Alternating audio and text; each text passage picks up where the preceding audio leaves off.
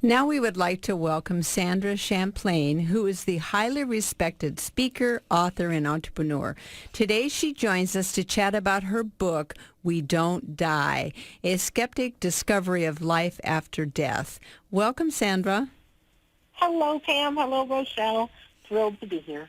Well, I'm excited to talk to you about this book because I was reading it today and I was so overwhelmed by, first of all, your story, the beginning. So why don't you tell us why you found it so important to discover that we don't die? Give us a little brief story about yourself. Sure. A little overview on it. That's right. First of all, I'm a chef by trade. I'm not a professional author. I am now. But I was living my own happy life, or not so happy, as many of us have bad days. And I went through an incredible fear of dying. And I don't know exactly what prompted it. I'm sure there's lots of things from my past. But the bottom line is I couldn't sleep at night because I just had this fear of what happens after we die. And so over the course of about 15 years, I very, very secretly started this study. Is there any proof of life after death? Looking through religion and looking through science and looking through medicine. And I uncovered this world for myself that we go on. Oh, I've got nothing to worry about. Now, you'd like to think that I would have told people when I found all that out back in around 2005. I had most of the information that's in the book, but I was too afraid of what people would think if they thought I was one of those crazies that believed in life after death. So I very conveniently kept my mouth shut, got busy in life. Fast forward to 2010, my dad gets diagnosed with cancer. Over the next 5 months, I was by his side. He passes away. The whole world of grief opened up. I like to investigate things, and just to ease my own pain, I really wanted to know why we grieve, why it hurts so much, and darn it, is there anything I could do to get rid of some of this pain? And I found some really unbelievable information that I decided that I need to give away to people, and I created an audio called How to Survive Grief. Bought the domain name, survivegrief.com. You can just go there, press play, and listen. And I did that after my dad died, and within just a few months, 3,000 people had heard it, and people started reporting, eased their pain, gave them hope, helped them deal with fighting in relationships. And then finally, people started reporting that caused them not to commit suicide. And so basically, I felt like I had this moral obligation to get this information out in the world, knowing that it helps people. Well, the truth is I don't want to be known as the grief lady. I'm very much about living life, and I'm like you guys, fun and out to make a difference and wherever we can. But grief is something we need to deal with. And so the little light bulb went off in my head that if I could have the courage to tell people the truth about my investigation, why I believe we don't die, just put one chapter in about grief, the same information that's in that audio, and then who I really am, and like I said, very much like you two, is I'm out to make a difference on the planet, how to live life to its fullest. And so We Don't Die has been nicknamed a handbook for being human.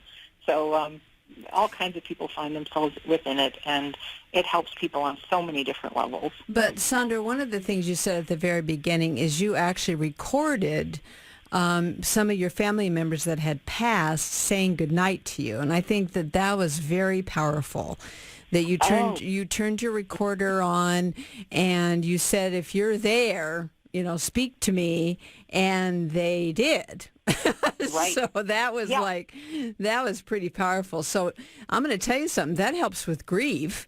If you hear the people that have left you that you love so much, that they're still with you, you aren't going to feel as sad. Absolutely. I mean, we're still going to feel the physical pain of grief. Right. But to know without a doubt that whether it's my dad or my grandmother, I mean, they might be sitting on the couch right next to me, just invisible. Mm-hmm. And it is amazing. And what you were talking about is called electronic voice phenomena. And I think to the average ear, it sounds a little far-fetched. And for me, one of my steps along the journey was, I needed to uncover everything. Mm-hmm. And sure enough, there is the science that dates back quite a long time about recording empty sounds or having a fan blowing in the background or raindrops. And when you press the record button, there could be, when you press play again, voices on it. And as crazy as it seems, it's very, very real, very real. And I've collected, several hundreds of these recordings with people, and does just what you say. It helps people move on. Okay, Sandra, I think we're all listening to you, and as you say, a skeptic's discovery of life and death. So as you went through this process, which you said you gathered all this information in 2005, but really you were not ready to expose this until later. So what is it you found? So where, if the material person that is living here is alive and then they pass on, where are they going, and do they come back? And what's this discovery? What did you discover? I discovered, there's a lot of books out on life after death, and they're people's individual journeys of whether they had a near-death experience or something like that. And so I wanted to, besides the electronic voice phenomena, there's a chapter area in the book that I actually had an episode, a weekend that I studied to be a medium, which I went to prove that that's impossible, only to be telling people correctly their names and faces of their deceased loved ones. I studied far into the worlds of reincarnation and near-death experience. And there's people that say, because we all have this skeptical mind that goes so automatic, so it can't be true, can't be true, can't be. And I like to tell people that for thousands of years we believed the earth was flat. And of course it was round, but we refused to believe it. Our minds, I don't think we're designed to remember 24/7 who we really are. I don't. And I think it's so easy to be skeptical. And there's a lot of fear from me by even wanting to share with people because, you're going to think I'm crazy. But another thing I found out is there's a man, we've all heard of near-death experiences, and to the skeptical mind, it's like, well, when our brain shuts down that final time, of course it's going to feel good. We might hear music, we might see light, we might feel a tunnel. But you hear people that they rise out of their bodies and they can read different things in the emergency room. And there's one doctor named Ken Ring who only studied the near-death experiences of blind people who had never had vision. And in that place when they flatlined, one lady floated above and she could see her sister and husband smoking in a stairwell of the hospital. And there's so many specific things, and people that they could see colors and shapes and things, and there's a lot. And to answer your question about where do I think we go, science has proven that we're all energy, even into our molecules. I mean, we're just vibrating energy. That's not hocus pocus. That's real. And we are living in a world that we have a whole invisible realm of energy. We are talking today, and we're not connected by any wires. I think just even being able to hear you guys out of my laptop, which isn't connected to any wires, there's a world of wireless internet. There's a world of wireless radio waves, lots of energy happening. And so when we die, yes, our bodies die, and it's very painful, but the soul, the Pam, the Rochelle, the Sandra, the person that loves to laugh, that has the personality, that's gained all the knowledge we have, we survive. We can call it the soul. We can call it the spirit. But I believe we continue to vibrate on that invisible wavelength that's happening right in front of our eyes. And I think that's why for so many mediums and psychics and people that have had, people often see people in their dreams. There's more. When I started kind of coming out of the closet about life after death and what I've learned, I've had people say, you know what, I've never told another person this, but here's an experience I've had. Men, women, kids, and so it's very real. And I think it's a world happening along the same world where we're in right now. We just can't see it. Well, Sandra, let me ask you real quick before we go to break. Do we come back?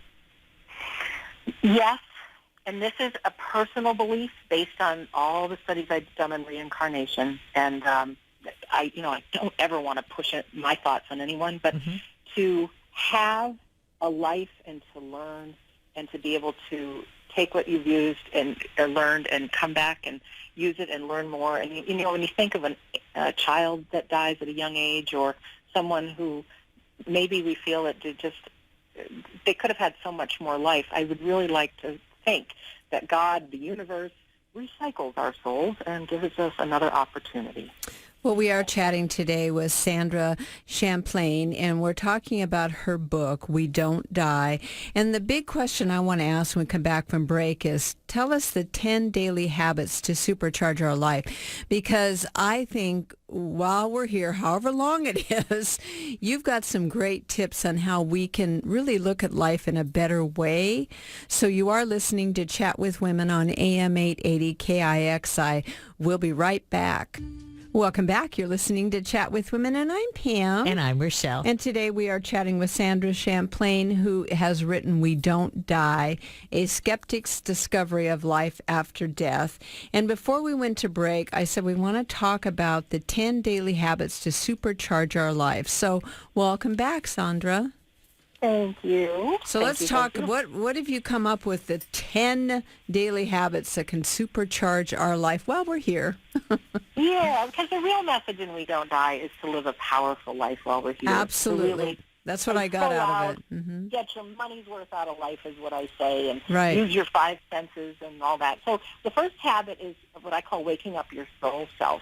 And your soul self is distinct from what I call the voice. Now, I'm sure we all know that we have this little voice in our head that is constantly talking, very often not saying empowering things. Right. That's what I call the voice. And, that's when we wake up on the wrong side of the bed. And so to wake up your soul self is just have a notebook by your bed and take just a couple minutes and jot down some of the successes you've had in life. And it takes something to actually think of these things, but right. Some of the successes.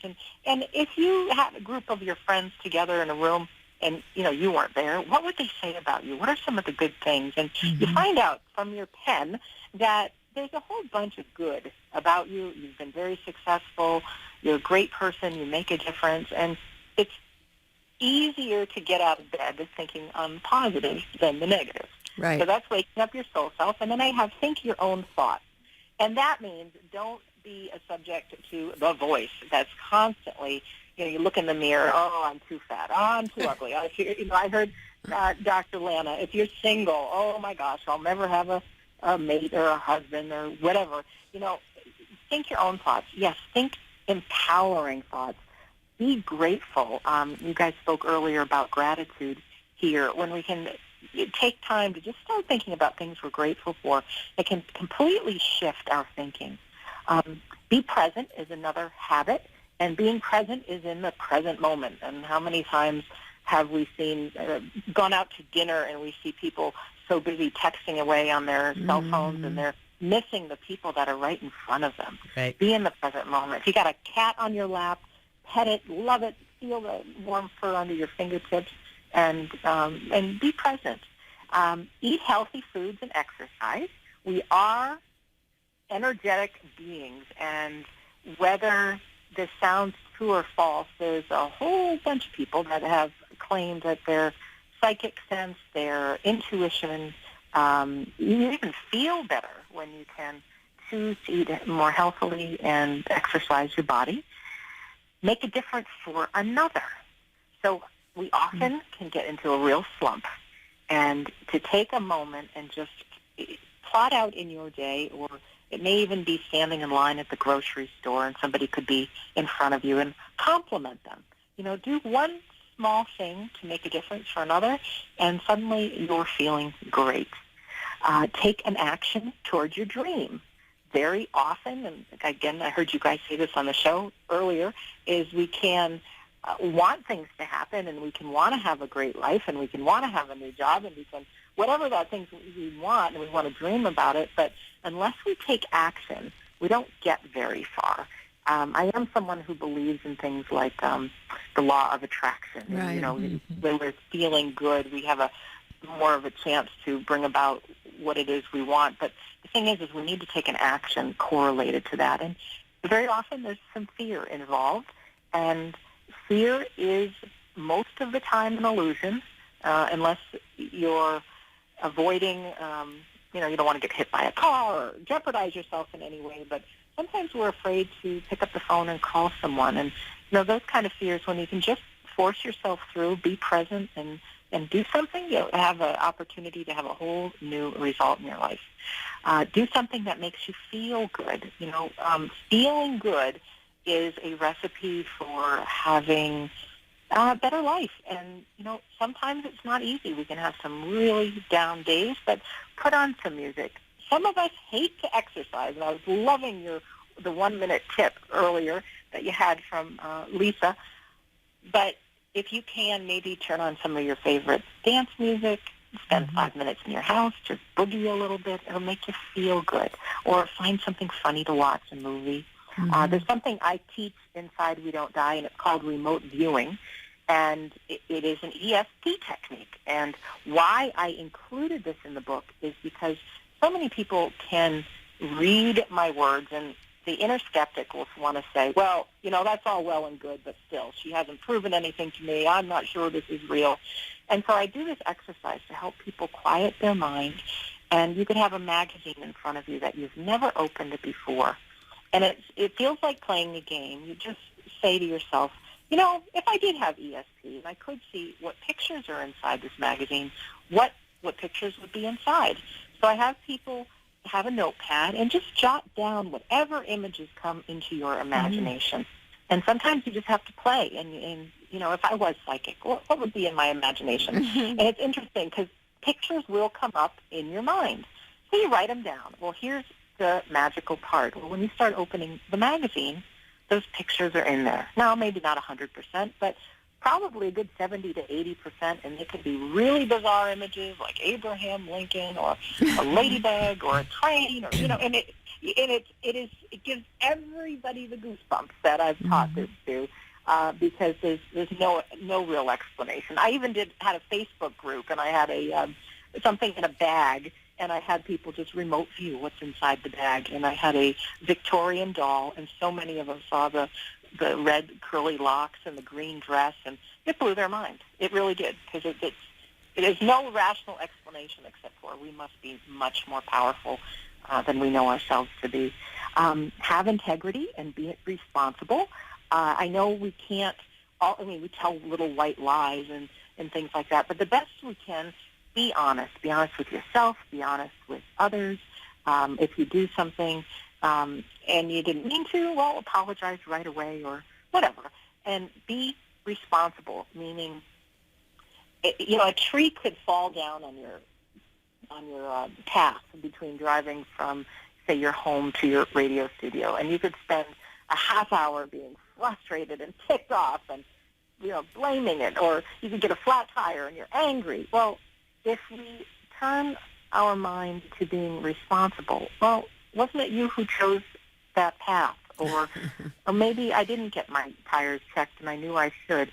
And it doesn't make it right or wrong, but what it does is it gets you out of that stewing and being angry, looking to be responsible. And the final thing is what I call is the gratitude exercise. And I'm saying 10 habits to supercharge your life.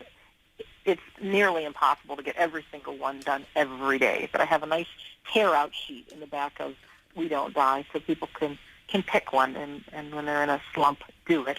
But the gratitude exercise is to have another piece of paper and write down 10, 20, 50 things you're grateful for.